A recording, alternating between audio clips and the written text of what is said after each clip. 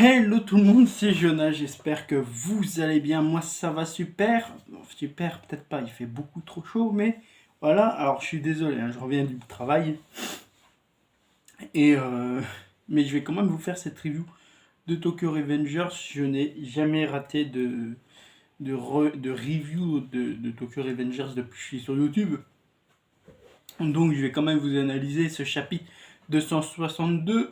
Chapitre 262 qui était excellent, toujours des très bons chapitres, comme tout le temps, par la semaine dernière où c'était un chapitre un peu plus mou que j'ai trouvé, mais là vraiment un très bon chapitre. On a Shifuyu qui reste aux côtés de Takamichi, où Enema et Senzu ils font ouais bon c'est bien beau vous êtes debout.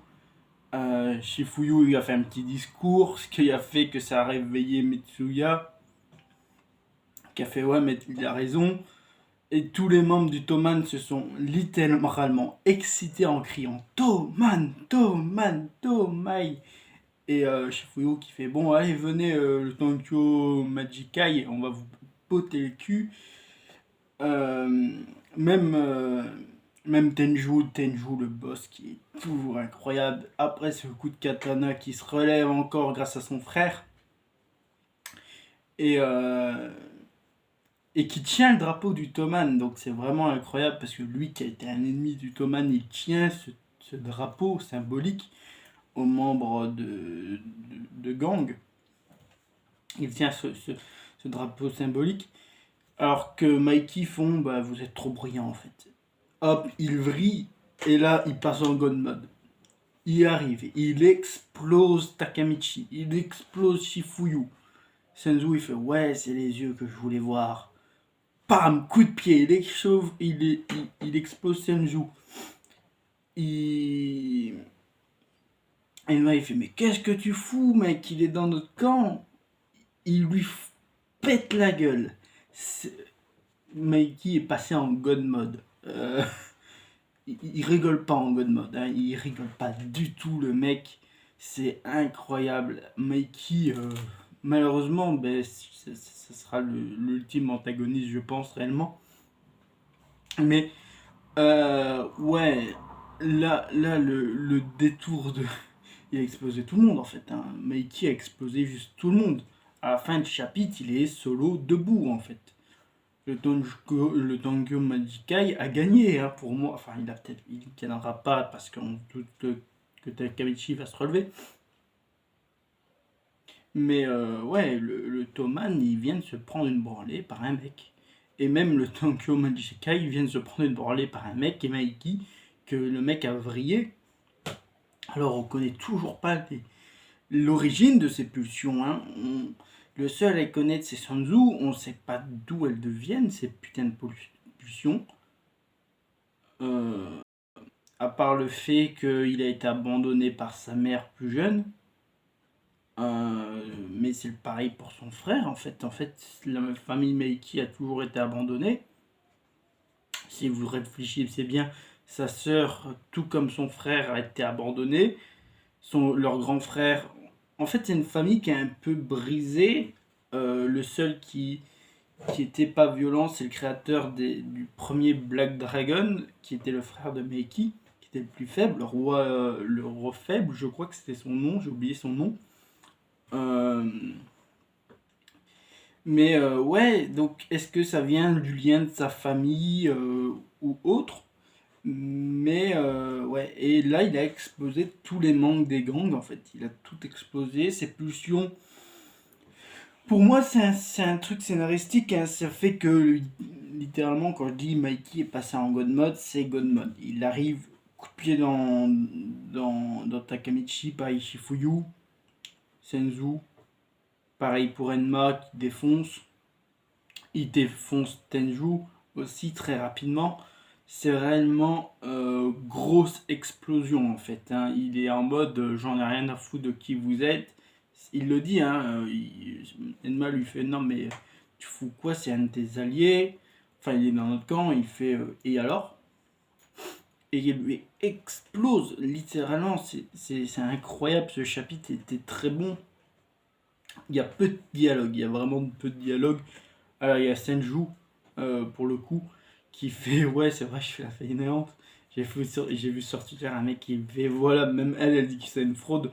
Après, je trouve pas que c'est une fraude, moi j'aime bien le personnage, qui a été quand même central au début de la Grande Guerre, des guerres des trois dieux célestes, je crois, un truc ainsi, qui était donc un personnage central. Bon, après, voilà, elle s'est fait exploser, elle est revenue un personnage secondaire, voire tertiaire. Bon, bah tant pis, je pense qu'il a un peu été mal développé, même si je le trouve pas mauvais ce personnage, je le trouve vraiment pas mauvais. Euh, mais voilà, Meiki en God Mode, personne ne peut rien faire contre lui en fait. Le problème c'est bien ça. C'est terrible, hein. C'est terrible la puissance de ce mec. Et on sait toujours pas d'où vient cette puissance. On sait que c'est un génie, ça a été dit plusieurs fois. Pareil que dans des flashbacks, en fait, on dit que Mikey c'est un génie. Il n'a pas besoin de s'entraîner, qu'il est très fort et que c'est inné chez lui. Mais voilà, être inné fait pas que tu pètes un plomb, que tu deviens un psychopathe en puissance, que tes pulsions noires te donnent pas plus de puissance qu'un autre être humain. Là oui en fait Mikey surpasse tout le monde, c'est incroyable en fait, c'est juste incroyable. Après c'est un perso qui est bien écrit, même si ces derniers temps je le trouve un peu moins bien écrit malheureusement, en tout cas au début et pendant une grosse partie du manga, Mikey était très bien écrit. Là c'est juste en fait, c'est méchant, mais c'est devenu un cliché de boss, où il a les bras croisés et il regarde tout le monde. Alors oui, c'est normal, déjà son nom c'est Mikey l'Intouchable. Ce qui fait que oui, justement, il est puissant justement sur ce surnom de Mikey l'Intouchable. Mais aussi le fait, depuis que Takemichi est retourné dans le passé, Mikey a peu de lignes de dialogue, ou alors il en a eu avec Coco avant que Draken meure, donc ça remonte quand même à un long moment, faut se le dire. Et là, il a les bras croisés. Et juste avant le combat contre le Toman, il a fait bon, bah, ça sera la fin du Toman. Malheureusement, il y a eu vraiment peu de dialogue. Après, c'est normal, il y avait beaucoup de personnages à développer. Ouais, c'est un peu triste de se dire que Mikey, voilà, il est passé maintenant en God Mode, donc il sera plus très intéressant au niveau dialogue. Je pense qu'il sera intéressant à la fin de ce combat où Takamichi finira par l'emporter sur Mikey. Et qu'on découvrira un peu de flashback, puis sûrement la mort de Mikey. Je ne pense pas que Mikey survivra malheureusement. C'est un personnage malheureusement qui ne peut retourner dans la lumière. Tous ses futurs finissent où il finit par être un criminel en fait. Un criminel où c'est déjà avec Draken, quand Draken était vivant dans le futur, Mikey vrille. Sans Draken, ça ne peut que être pire. Donc, ouais. Mikey ne peut être sauvé, il sera tué, malheureusement. Enfin, tué, il sera vaincu et mourra au combat. Faut pas oublier qu'il a toujours des morts dans les arcs, des morts importantes.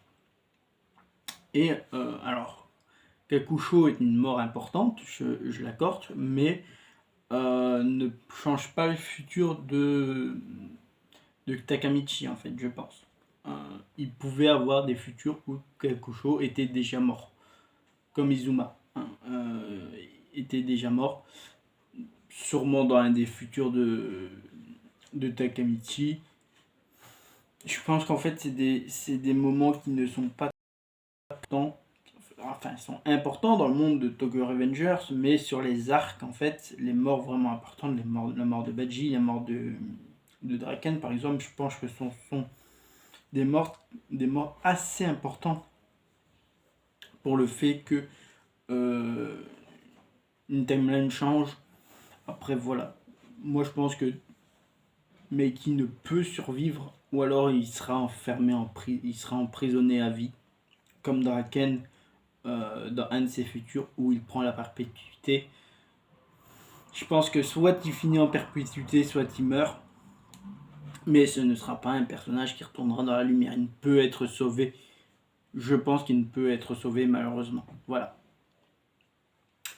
J'ai un peu débordé sur la review parce que le chapitre n'était pas non plus très long. Il a eu beaucoup de phases de combat et très peu de dialogue. J'ai un peu pris mon temps pour en parler sur le Kamaiki, sur ce que j'en pense pour le coup. Mais ouais, j'espère que cette review vous aura plu. J'espère que vous n'avez pas trop chaud parce que moi j'ai dû couper le ventilo quand même pour faire cette review. J'avais peur qu'elle fasse trop de bruit. Donc voilà, il a quand même fait 40 degrés aujourd'hui. Donc voilà. Enfin bref, n'hésitez pas à me suivre sur Twitter, Instagram, même si je suis pas très actif. Je vais essayer d'être un peu plus actif. N'oubliez pas de vous abonner, de mettre un pouce bleu. Et on se retrouve pour de prochaines vidéos. Bye tout le monde, c'était Jonah. À la prochaine. Des bisous.